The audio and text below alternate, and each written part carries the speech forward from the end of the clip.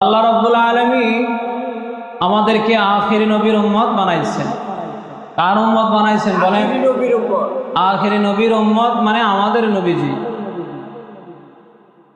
নবীজি সাইয়্যিদুস সাকালাইন, ইমামুল মুরসালিন, খাতামুন নবিয়্যিন,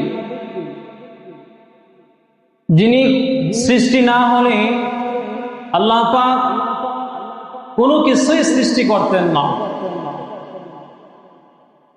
আমরা সেই নবীর উম্মত হইলাম, সেই নবীর উম্মত হয়ে আমাদের জীবন ধন্য। আমরা আল্লাহর কাছে কোনো দরখাস্ত না করেই বিনা দরখাস্তে আমরা আখিরি নবীর উম্মত হয়েছি। আবার আখিরি নবীর উম্মত হয়ে আমরা আল্লাহ পাক আমাদেরকে করুণা করে, মায়া করে, মহাব্বত করে আমাদেরকে মুসলমানের ঘরে জন্ম দিয়েছেন। বলেন আল্লাহু আকবার।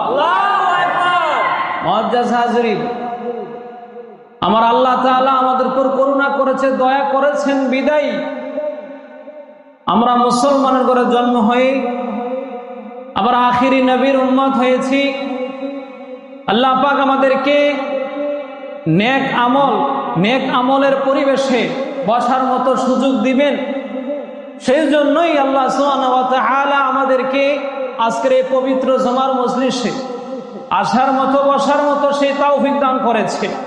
আবারও সুযোগ করে মাবুদের মনিব মাওলার দরবারে সবাই আওয়াজ তুলে প্রাণ ভরে মুহাব্বতের সুরে আল্লাহর দরবারে কালিমাত শুকরিয়া আদায় করি। সকলে বলে আলহামদুলিল্লাহ।